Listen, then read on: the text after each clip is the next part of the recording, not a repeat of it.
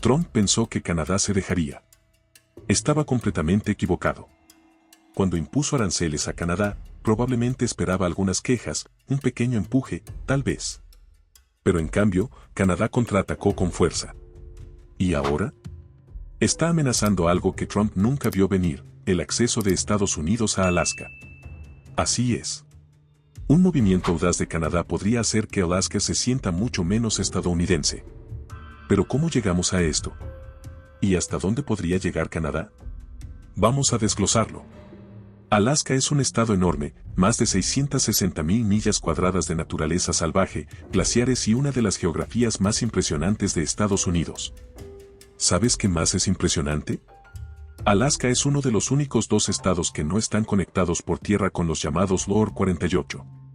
Básicamente, estamos hablando de un primo lejano de Estados Unidos, allá arriba, separado por una gran extensión de territorio. ¿Y adivina quién juega un papel enorme para asegurarse de que Alaska siga siendo parte de Estados Unidos? Exacto, Canadá. El único acceso terrestre de Alaska al resto de Estados Unidos pasa por el Gran Norte Blanco. Para ir de Alaska al territorio continental, tienes que pasar por Canadá, ya sea por carretera, tren o mar. El transporte aéreo es la única excepción, pero incluso eso es complicado. Aunque es posible volar directamente desde algunas ciudades estadounidenses, la mayoría de los vuelos todavía necesitan cruzar el espacio aéreo canadiense. Así que, a menos que estés dispuesto a tomar una ruta muy indirecta, es imposible escapar de la presencia de Canadá. Esto aplica especialmente al transporte terrestre. Alaska comparte una enorme frontera de más de 1.500 millas con Canadá, desde el helado océano Ártico hasta el Pacífico. Tiene al territorio de Yukon y a la Columbia Británica en su lado este, y todo el tramo es una vasta extensión de terreno que hace que muchos se pregunten por qué alguien querría vivir allí. Pero bueno, es hogar de más de 740.000 personas, así que de alguna manera lo logran. Ahora bien, esa frontera no es una línea ordenada y amigable como la mayoría de las fronteras internacionales. En algunos puntos es prácticamente invisible, como en la cima del monte San Elías, que se eleva a más de 18.000 pies sobre el nivel del mar. En otros lugares, es más como un gigantesco campo de obstáculos. Por eso la Comisión de Límites Internacionales tuvo que atravesar algunos de los paisajes más remotos y hostiles del planeta solo para marcar esta frontera. En algunas áreas, cortaron bosques y montañas con conos metálicos, en otras, la línea atraviesa montañas donde nadie en su sano juicio querría construir nada. Aún así, la frontera está ahí, marcada y crucial para todo. La locura de esta frontera subraya la importancia de las carreteras que conectan Alaska con Canadá y, por ende, con Estados Unidos. En esencia, Canadá tiene el poder de mantener como rehén a este estado de una forma en que nadie más podría hacerlo. Y créenos, Canadá lo sabe bien. Entonces, ¿qué está haciendo Canadá con su papel de guardián de Alaska? Pues está apuntando a los camiones que intentan llegar desde Estados Unidos a Alaska. No es todo Canadá quien está aplicando esta medida, sino principalmente una provincia, Columbia Británica, la potencia del oeste canadiense.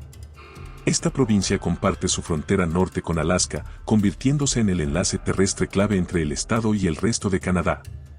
Sin Columbia Británica, Alaska sería prácticamente una entidad aislada, sin acceso a transporte terrestre. Y si el primer ministro de Columbia Británica, David Eby, se sale con la suya, los camioneros estadounidenses van a experimentar este aislamiento en carne propia. Eby se prepara para imponer peajes a los camiones comerciales que viajen por la provincia rumbo a Alaska. Los peajes, normalmente, son tarifas para usar ciertas carreteras, puentes o túneles que suelen destinarse a financiar infraestructura o controlar el tráfico. Pero en este caso tienen otro propósito, limitar el acceso de Estados Unidos a Alaska. Si se implementan, estas tarifas añadirían costos significativos a los envíos hacia el norte, encareciendo y dificultando el transporte de bienes desde el territorio continental hacia Alaska. Son una respuesta directa a los aranceles de Trump, y Eby lo ha dejado claro. Aunque quizá no entren en vigor de inmediato, sirven como un disparo de advertencia. Columbia Británica está lista para complicarles la vida a los camioneros estadounidenses si la guerra comercial sigue escalando. Canadá no se va a quedar de brazos cruzados absorbiendo el golpe económico sin devolverlo. Y no se trata solo de dinero. Este movimiento podría crear un gran dolor de cabeza logístico. Alaska depende de esa ruta terrestre para la mayoría de sus bienes y sin ella enfrentaría graves escaseces. Los más afectados serían los productos frescos y el petróleo, según el senador estatal Robert Myers, quien además es camionero y sabe de lo que habla. Cuando le preguntaron sobre los peajes, dijo, si quieres que algo llegue rápido aquí, lo pones en un camión, no en una barcaza. Eso sí, tampoco significa que Canadá esté saturado de camiones hacia Alaska todo el día. De hecho, el tráfico de camiones hacia el estado no es tan intenso como en el resto de Estados Unidos. Según la Asociación de Camioneros de Alaska, el 57.8% de la carga manufacturada se transporta por camión en el estado, lo que equivale a unas 13,000 toneladas diarias. La cifra es más baja porque Alaska no funciona como la mayoría de los estados en cuanto a transporte. Depende más de barcos y aviones, debido a su naturaleza remota y la dificultad de acceder por tierra. Además, el papel de los camiones en Alaska es más especializado. Según el Sistema Nacional de Carreteras, los camiones en Alaska se centran en mover mercancía desde puertos y aeropuertos hacia zonas industriales y consumidores, en lugar de recorrer largas distancias con grandes volúmenes de carga como en el resto de Estados Unidos. Por eso, el estado tiene solo unas 2.200 millas de carreteras designadas dentro del Sistema Nacional, lo que representa apenas el 12.6% de su red pública total. Es una red limitada, con menos tráfico de carga que otros estados. Esto significa que los peajes de Canadá afectarían un segmento crucial pero relativamente pequeño del transporte. Eso, claro, si Columbia Británica logra implementarlos en primer lugar. Para conseguir esa victoria simbólica, tendría que superar un complicado campo minado legal y logístico. Primero, la parte legal. El sistema propuesto de peajes enfrenta un gran obstáculo, un tratado existente entre Canadá y Estados Unidos específicamente sobre la carretera de Alaska. Esta carretera, de más de 1.300 millas, sirve como la principal ruta terrestre entre Alaska y el resto del país. Construida durante la Segunda Guerra Mundial como ruta militar, hoy es la conexión terrestre vital para residentes, industrias y turistas. Cruza algunos de los paisajes más remotos y duros de Norteamérica, con climas y condiciones que la hacen parecer más un reto de supervivencia que un paseo escénico. Pero aquí está el problema: bajo este tratado, Canadá tiene prohibido imponer peajes en cualquier parte de la carretera usada para transportar bienes entre Estados Unidos y Alaska. El artículo 2 del tratado lo dice claramente: Canadá no impondrá ningún peaje de carretera, ni permitirá que se cobre tal peaje por el uso de dichas carreteras por vehículos o personas. Y esto incluye no solo tarifas directas, sino también cargos indirectos, bloqueando de facto los peajes en esta vía. El objetivo es garantizar un transporte fluido e ininterrumpido en esta ruta crítica, que es el único vínculo terrestre entre Alaska y el resto del país. El acuerdo de 1977 también asegura que Estados Unidos y Canadá mantendrán juntos la carretera de Alaska. Estados Unidos financia la reconstrucción y Canadá su mantenimiento. Agregar peajes violaría los términos y complicaría esta cooperación. Eso significa que la propuesta de EBI podría violar acuerdos internacionales y obligar a Columbia Británica a enfrentar una batalla legal y diplomática. Pero dado lo decidida que parece estar la provincia, no sorprendería que su primer ministro buscara algún vacío legal para salirse con la suya. Al fin y al cabo, EBI tiene una misión que no se detendrá por un molesto tratado ni por retos logísticos. Ahora, hablando de retos técnicos, Columbia Británica también enfrenta problemas prácticos. Para empezar, la provincia no tiene estaciones de peaje en sus carreteras hacia Alaska, probablemente debido al tratado ya mencionado. Pero incluso si sortearan las barreras legales, el lado técnico tampoco es sencillo. Como explicó Ranx Pillay, primer ministro de Yukon, implementar peajes requeriría nueva infraestructura, casetas de cobro, personal para operarlas y un nuevo conjunto de regulaciones. Tenemos que ver qué acciones tomamos y qué herramientas legales tenemos para decidir, dijo Pillay, sonando como alguien que está a punto de abrir una caja de Pandora. Hablar duro es una cosa, construir todo el sistema para respaldarlo, otra muy distinta. El senador Myers, sin embargo, no coincide del todo. Aunque no está a favor de los peajes para su estado, tampoco cree que sea ciencia espacial. Según él, los camiones ya tienen que detenerse en estaciones de pesaje por seguridad, así que añadir casetas de peaje no sería un gran salto. Por supuesto, esto no significa que los peajes de Columbia Británica se implementarán fácilmente. Incluso si la provincia lograra establecer un sistema, todavía tendría que enfrentar la presión de Estados Unidos. Y no sería poca. El gobierno estadounidense no tomaría a la ligera un intento de restringir el acceso a uno de sus estados. Washington podría responder con demandas, sanciones o incluso nuevas barreras comerciales contra Canadá. Después de todo, aunque Alaska esté lejos, sigue siendo un activo estratégico, es clave para la defensa nacional, la energía y los recursos naturales. Además, los lazos entre Alaska y Canadá son mucho más profundos que una simple carretera. Durante décadas, ambos lados han dependido el uno del otro para comercio, turismo y cooperación en materia de seguridad.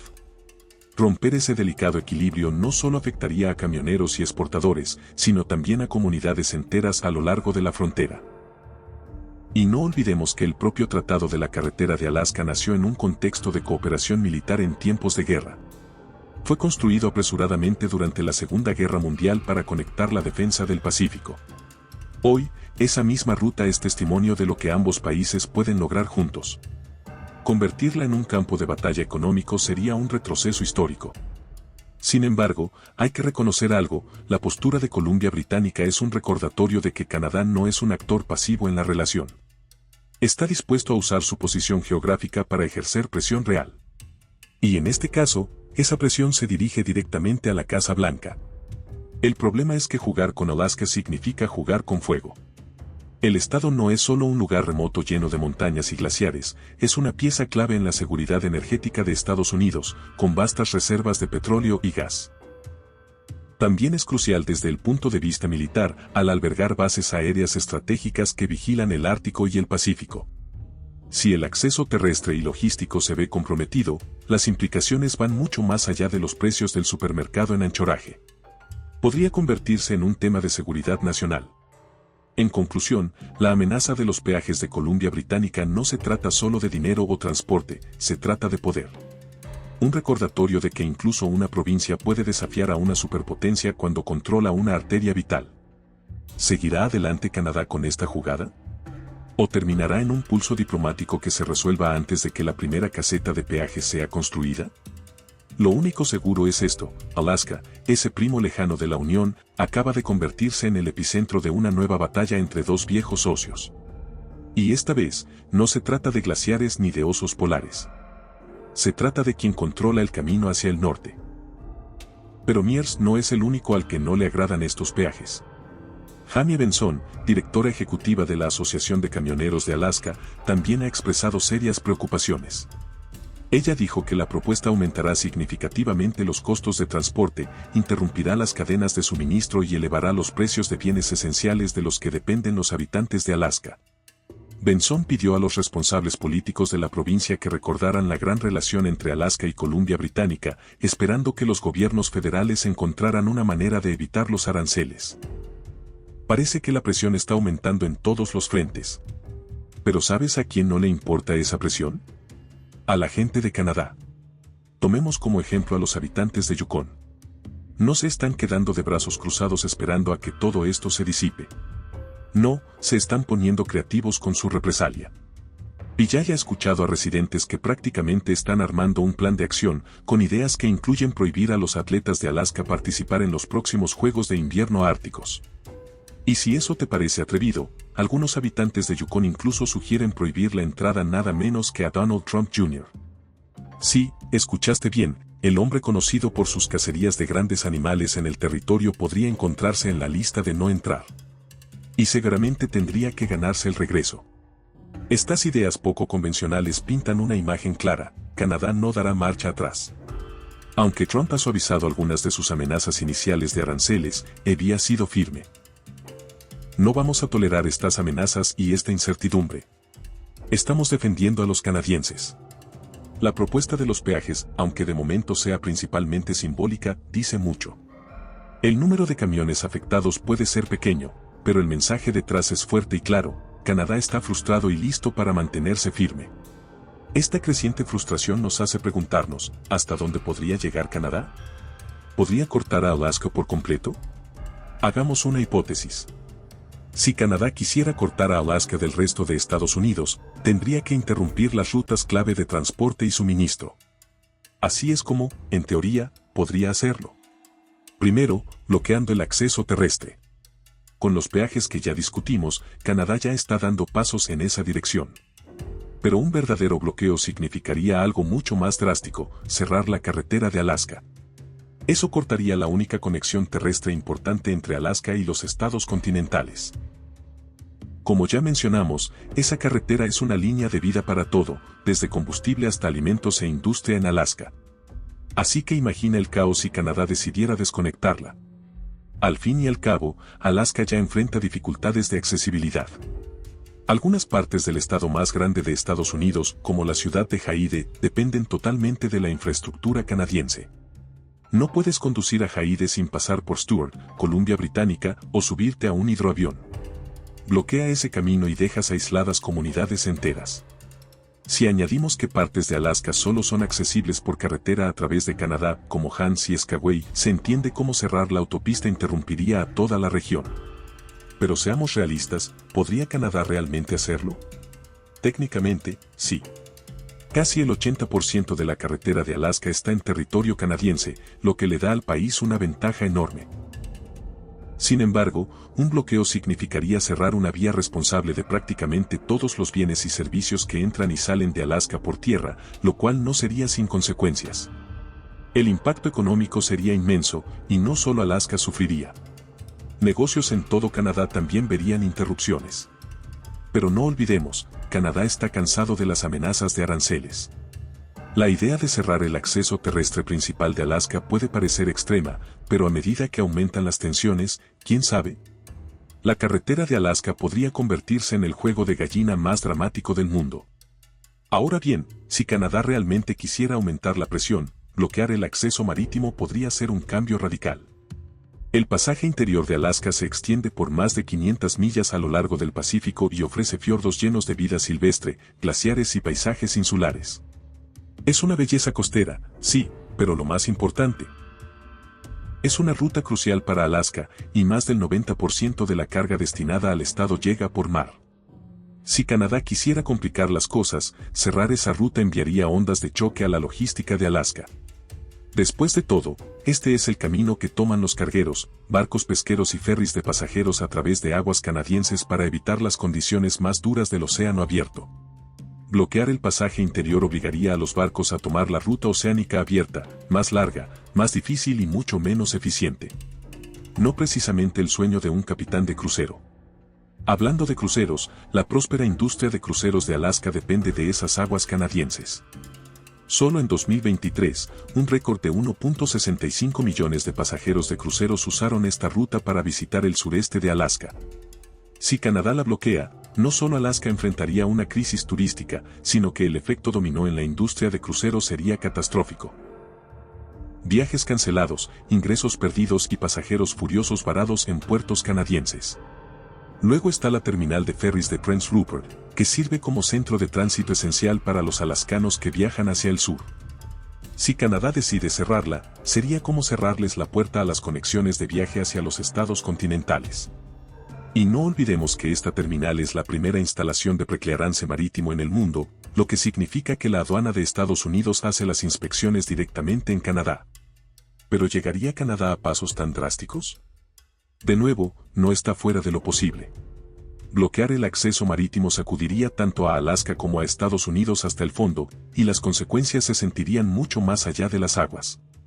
Canadá está jugando a largo plazo, y con el pasaje interior y la terminal de Prince Rupert en sus manos, tiene las cartas para causar un gran impacto. Cuando hablamos del transporte aéreo, las apuestas bajan un poco. Claro, el tráfico aéreo de Alaska es crucial, pero la influencia de Canadá en los cielos se trata más de molestias sutiles que de un caos total. Así está el asunto, los vuelos comerciales y militares entre Alaska y los estados continentales suelen pasar por el espacio aéreo canadiense. Si Canadá decidiera negar estos derechos de sobrevuelo, obligaría a los aviones a tomar rutas más largas y costosas, ya sea por el Pacífico o el Ártico. Es un fastidio, sí, pero no es el golpe fulminante que sería un bloqueo terrestre o marítimo.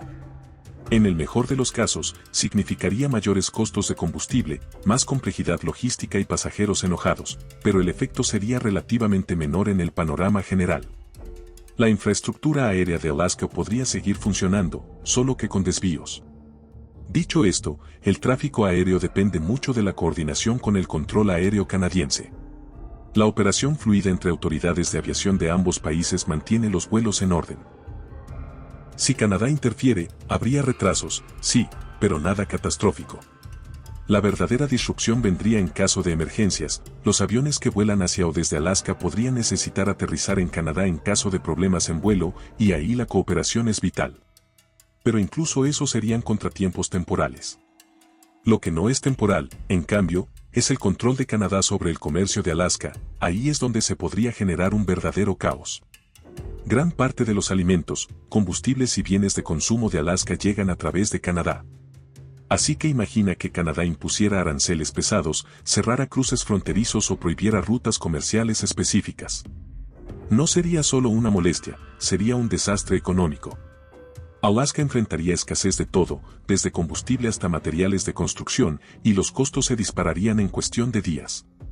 Canadá tiene una posición sólida aquí gracias a su control sobre los servicios ferroviarios y de carga.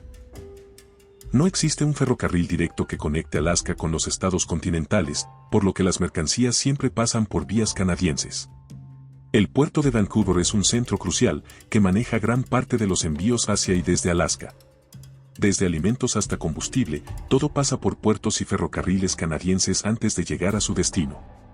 Quita eso, y el sistema logístico de Alaska simplemente colapsa. Pero esto no es un camino de un solo sentido. Cada año, más de $1.000 millones en comercio fluyen entre Alaska y Canadá. Alaska exporta alrededor de 596 millones a Canadá mientras importa 753 millones en bienes. Eso significa que la economía canadiense también sufriría. Aunque el país ya está tomando medidas para reducir su dependencia de Estados Unidos, este tipo de interrupción económica aún dolería. Y mucho. Pero este no sería el verdadero costo de un bloqueo a Alaska. El verdadero costo es sobre las personas, las familias y los pueblos pequeños que dependen de un intercambio transfronterizo fluido para sobrevivir. Según estadísticas recientes, el comercio con Canadá sostiene más de 20.000 empleos solo en Alaska. Y eso sin contar a los 4.350 empleados en negocios de propiedad canadiense en el estado. No son solo números en un papel, son familias que dependen de ese sueldo para llevar comida a la mesa y pagar sus cuentas. Quita ese comercio, y sus medios de vida quedan en riesgo. Como dijo un líder local, no veo cómo la gente común obtiene algo de esto. Creo que solo los ciudadanos cargan con el costo. Con esto en mente, ¿crees que Canadá realmente llevaría a cabo un bloqueo total de Alaska? ¿Cuánta presión tendría que enfrentar antes de tomar medidas tan drásticas? ¿Y cuál crees que sería la respuesta de Estados Unidos, tanto a los peajes propuestos como a un bloqueo más extremo?